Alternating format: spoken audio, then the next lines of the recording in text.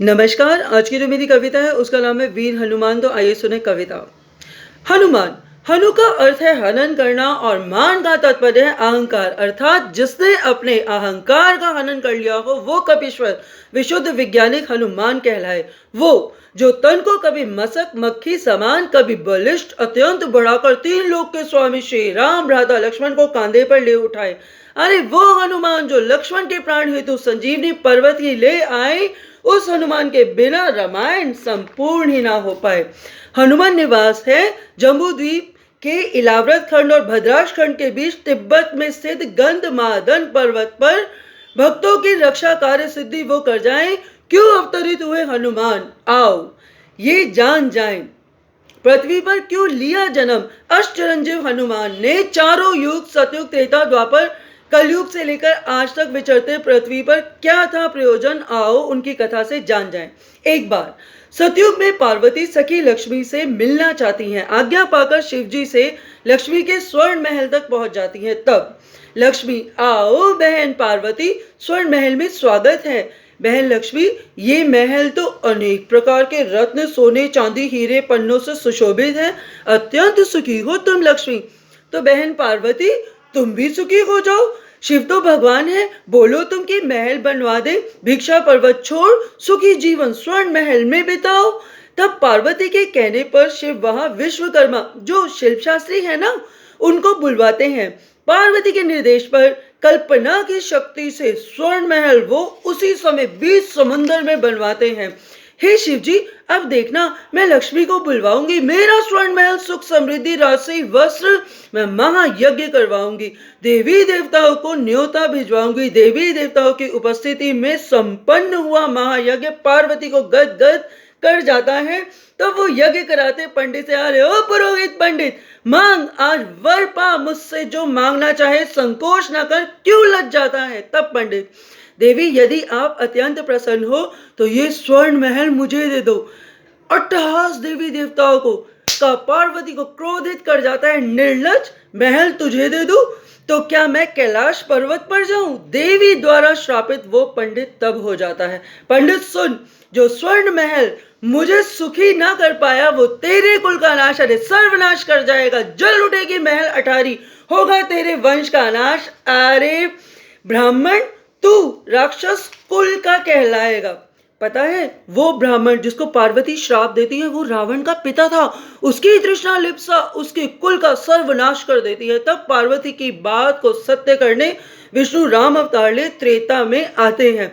वो स्वर्ण महल लंका कहलाता और शिव अवतार ले हनुमान का श्री राम के परम भक्त कहते हैं। शिव रूप में हनुमान पार्वती के श्राप को सत्य कर जाते हैं। आइए जाने हनुमान की माता वानरी अंजनी और हनुमान पवन पुत्र क्यों कहते हैं। एक बार देवराज इंद्र के दरबार में अप्सरा पुंजिक स्थला की अति चंचलता कई बार दूजों को रुष्ट कर जाती थी। उसके चंचल स्वभाव से तपस्या ऋषि की भंग हो जाती है। क्रोधित हुए ऋषि पुंजिक स्थला को श्राप, वानरों की तरह व्यवहार करने वाली जा, अगले जन्म में तू वानरी बन जाएगी। तब पुंजिक स्थला अगला जन्म वानर राज कुंजर के घर वानरी अंजनी का पाती है। विवाह होता वानर राज केसरी से। संतान की प्राप्ति हेतु ऋषि मातंग के कहने पर 12 वर्ष कठिन तपस्या उपासना वायुदेव की पवन पुत्र मारुति नंदन को झोली में पाती है। पुत्र मारुति नंदन तो वायु में उड़ जाता था। भारी शिला हो कोई कठिन कार्य वो बलशाली यूं ही कर जाता था। एक दिन माता से, माता माता फल खा लूं। माता, जा खा ले। चमकते सूर्य की ओर बालक पवन पुत्र उड़कर जाता है।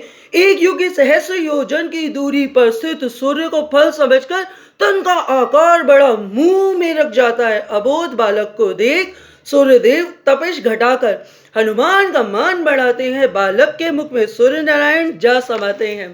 तीनों लोकों में अंधियारा देख इंद्रदेव बालक के मुख पर वज्र से प्रहार कर जाते हैं। क्रोधित हुए वायुदेव वायु की गति रोक जाते हैं।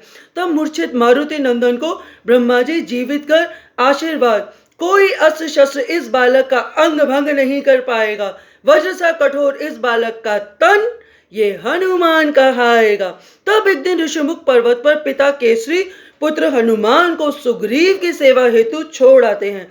सुग्रीव हर्षित हो हनुमान को मंत्री तब बनाते हैं। सुग्रीव तब हनुमान पिता केसरी को अपनी हृदय पीड़ा भ्राता बाली द्वारा मिला कष्ट बताते हैं। सुग्रीव जी सुनो, कुदृष्टि और छल करने वालों का सर्वनाश तो निश्चित है। इतना कहकर हनुमान को सुग्रीव की सेवा में छोड़ केसरी प्रस्थान कर जाते हैं। तब एक दिन दो वीर तपस्वी धनुष तरकश लिए ऋषिमुख पर्वत पर जब जाते हैं, हनुमान तुरंत ब्राह्मण वेश धराकर वन भ्रमण का कारण पूछ जाते हैं। तब लक्ष्मण, हनुमान सुनो, पिता आज्ञा से 14 बरस वन को मैं माता सीता भैया राम संग आए थे। ठोर बनाया पंचवटी में मायावी राक्षस द्वारा अपहरण मैया सीता का लक्ष्मण के नेत्र तब भर आए हैं। तब खोजने पर मैया को मार्ग में घायल जटायु को पाते हैं। बिलखती माता को लंकापति रावण पुष्पक विमान से कर ले गया है। भावुक हृदय तीनों के नेत्र भर आए हैं। तब श्री राम सुग्रीव को उसका राजपाट पत्नी खोई सत्ता लौटाते हैं। हनुमान तब माता सीता की खोज समुद्र 2 छलांग में उड़कर राक्षसी सुरसा को पाते हैं। बिनती आने पर खालियो माता, सुरसा बदन बढ़ाती है। विशाल काया तब हनुमान की बहुत छोटी सी हो जाती है। सुरसा के मुख में प्रवेश कर तुरंत बाहर आ जाता है। बुद्धिमानी वानर की सुरसा प्रसन्न हो सफलता का आशीर्वाद दे जाती है। कुछ आगे बढ़े तो राक्षसी सिंहिका उड़ते जीवों की परछाई को पकड़कर अपना शिकार बनाती तो हनुमान द्वारा वो परलोक चली जाती है। हनुमान तब लंका द्वार पर मसक रूप ले आते हैं। लंका में अशोक वाटिका में माता सीता को पाते हैं। अवसर पाते ही श्री राम की अंगूठी सीता माता प्रसन्न हो जाती हैं। फल खाने की इच्छा वाटिका तहस नहस कर हनुमान रावण के समक्ष प्रकट हो आते हैं। तब विभीषण, भ्राता रावण सुनो, दूत को कैसा दंड, किंतु रावण हनुमान पूछ में आग लगवाते हैं। हनुमान उस पूछ से लंका दहन कर समुद्र में पूछ बुझाते हैं। माता सीता का समाचार श्री राम को सुनाते हैं और इसी के साथ शिव अवतारी हनुमान पार्वती का श्राप सिद्ध कर जाते हैं। तब समुद्र देव लंका जाने को सेतु का समाधान बताते हैं। जिस पत्थर पर राम लिखा हो वो अस्त अरे डूब ही ना पाते हैं। तब सुग्रीव हनुमत जामवंत वानर सेना अन्य कई हर शिला पर राम राम लिख जाते हैं। तैरते पत्थर समुद्र में राम सेतु का निर्माण कर जाते हैं। उस सेतु पर चढ़कर राम रावण युद्ध श्री राम विजयी हो जाते हैं। हनुमान भक्त श्री राम के चरण सेवा करते पाए जाते हैं। तब एक दिन सीता मैया सिंदूर मांग में भर जाती हैं। माता, सिंदूर मांग में क्यों? पुत्र हनुमान, इस सिंदूर से मेरे पति श्री राम की आयु वो चिरंजीव हो जाएंगे। हनुमान ने झट से पूरे तन को सिंदूर में रंग लिया। देखो माता, अब प्रभु श्री राम अखिलेश कहाएंगे।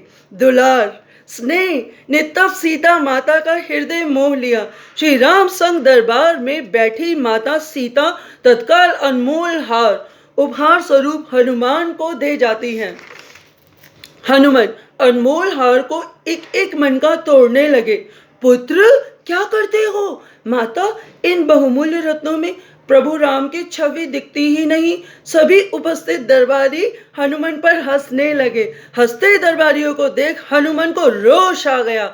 अपने हाथों से हनुमान ने अपना सीना चीर के प्रभु राम सीता की छवि का दर्शन करा दिया।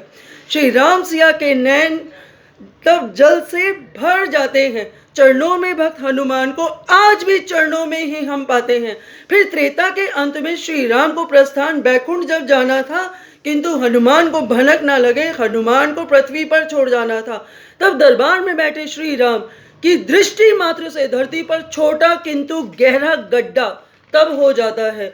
हनुमान से बातें करते श्री राम की मुंदरी राम के नेत्रों के आदेश से गड्ढे में चली जाती है। उसी क्षण हनुमान मसक रूप ले गड्ढे में मुंदरी पाने हेतु चले जाते हैं। इधर श्री राम और अन्य कई तो सरयू से बैकुंठ को जाना था। उधर चकित से हनुमान धरती में अधिक नीचे मुंदरी पाने हेतु जब जाते हैं, चमकती धमकती वैसी ही अंगूठियां पाते हैं। वो प्रत्येक अंगूठी में दर्शन श्री राम का पाते हैं। अभिप्राय क्या है प्रयोजन? तुरंत लौट धरा पर आते हैं। सरयू से बैकुंठ को जाते श्री राम को हनुमान आवाज लगाते हैं, प्रभु क्या कमी रही मेरी सेवा में? मेरा बैकुंठ में स्थान नहीं। हनुमान तुम्हें रहना होगा पृथ्वी पर, राम भक्तों के कल्याण हेतु तुम्हें है मेरा आदेश यही। इतना कहकर श्री राम रूप विष्णु का ले आते हैं, गरुड़ पर बैठ वो बैकुंठ प्रस्थान कर जाते हैं। तब से अब तक चारों युग में हनुमान पृथ्वी पर निवास, गंध मादन पर्वत पर विचरण चारों दिशाओं में करते हैं। सतयुग में शिव ही हनुमान है, त्रेता में अंजनी पुत्र, द्वापर में मार्ग में जाते भीम को मिल जाते हैं। विशाल वानर मार्ग में पूछ हटाओ, भीम तुम हटा दो। भीम पूछ को टस से मस ना कर पाते हैं। हनुमान जी के माध्यम से तो श्री कृष्ण अभिमान पत्नी सत्यभामा का, सुदर्शन चक्र का, गरुड़ का भी तोड़ जाते हैं। सुनो हनुमान, यही है पृथ्वी पर जहां राम कथा हो, राम नाम हो प्रकट, तुरंत हो जाते हैं। करोड़ों मंदिरों में हनुमान करोड़ बन जाते हैं। ये वही हनुमान है जो महाभारत में अर्जुन रूप में ध्वज में विराजते हैं, अर्जुन के ध्वज में विराजते हैं। आज भी हनुमान के नयन श्री राम दरस को आतुर हैं, लीन है योग मुद्रा में, राम नाम में वो कलयुग में कल्कि के दर्शन को व्याकुल है। एक बार फिर धरती, अंबर, अग्नि, जल, वायु, देवी देवता, नाग, किन्नर, अप्सराएं फूल तब बरसाएंगे जब पृथ्वी पर श्री राम कल्कि अवतार लेंगे, हनुमान चरण सेवा कर जाएंगे।